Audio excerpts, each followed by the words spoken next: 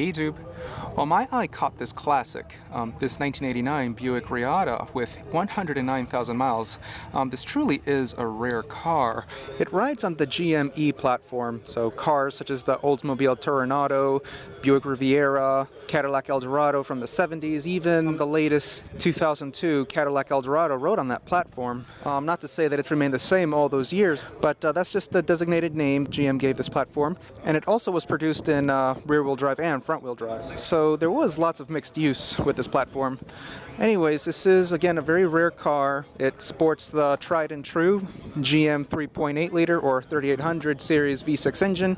Proved to be one of GM's most toughest engine despite being underpowered. Nonetheless, it was a great engine. I'd say it's a timeless design. You can just see that huge rear glass. And that taillight that swoops from end to end. Despite that 3800 engine being underpowered, it does pack some torque, so it should be a peppy little car. Just as mentioned earlier, a two-seater. First thing I felt when I opened the door was the whiff of that old car smell. I know this is an old car and it's not fair to judge interior quality, but I'm going to mention how the qualities were. Entire door panel was cushiony, it's a glove, pretty good qualities. The seats also, they look very cozy. I haven't sat inside them yet. This is where you adjust the backrests. Also to control the seats, right there, tilt it, back and forth, everything. Door locks. Well, this is the first time I've ever seen a key fob in a 1989 car, unless the dealer had this installed in the early 90s, which is possible. It's quite interesting. Lock, unlock, dome light I assume, and dislodge the trunk, or the liftgate in back.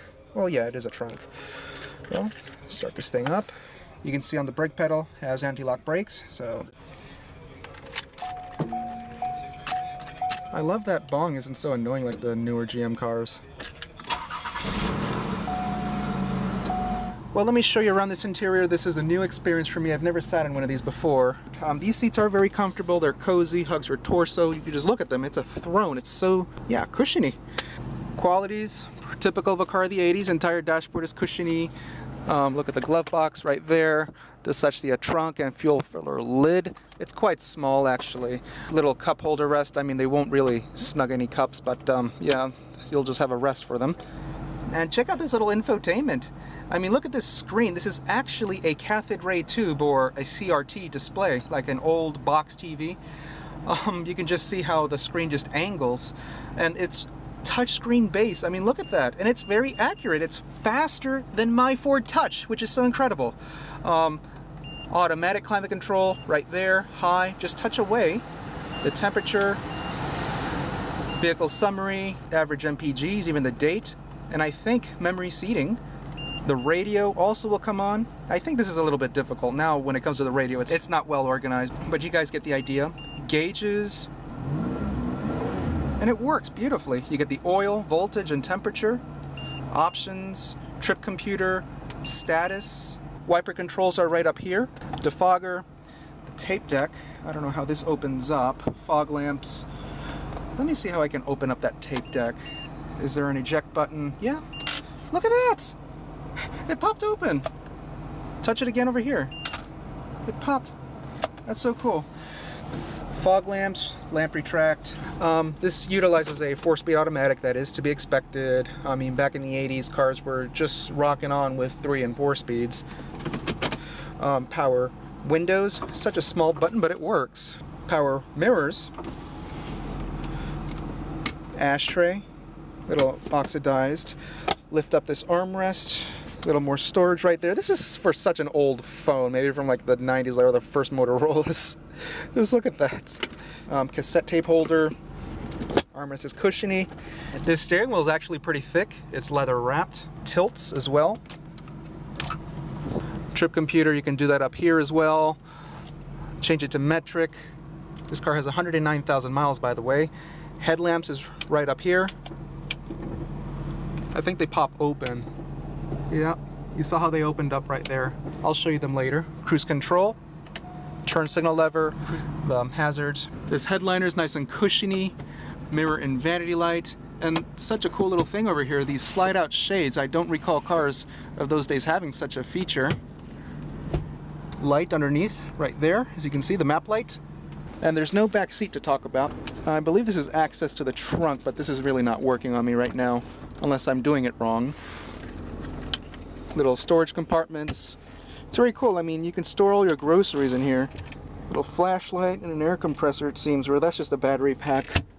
I don't think I've been so amazed by a GM product before. And trunk is a little bit larger than I thought. It's somewhat shallow. Spare tire should be under here. Yep.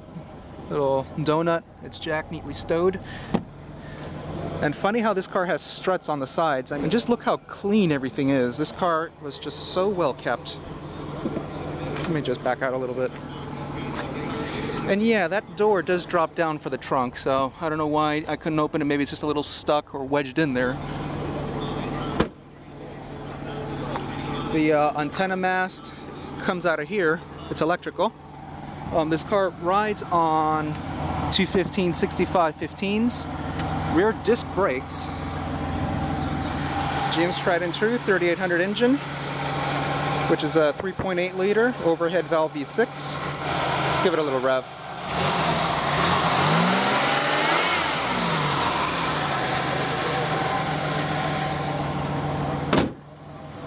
And that's what it looks like with the headlamps up, by the way.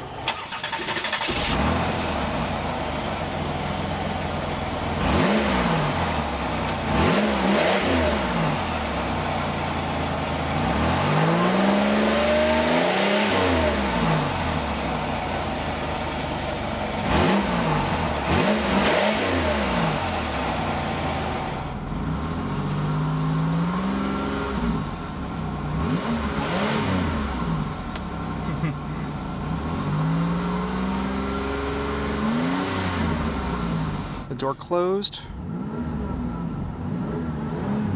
It's actually quiet. Well, YouTube, I hope you guys enjoyed this tour. I certainly did. I didn't expect that I would be impressed with this. So many technologies that you find on cars today available in such an old car, and that really did impress me, and I do love that fact.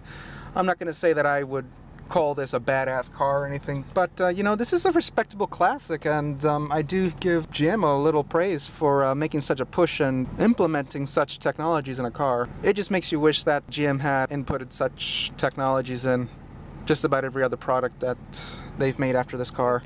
Thanks for watching, and hope you guys enjoyed this tour.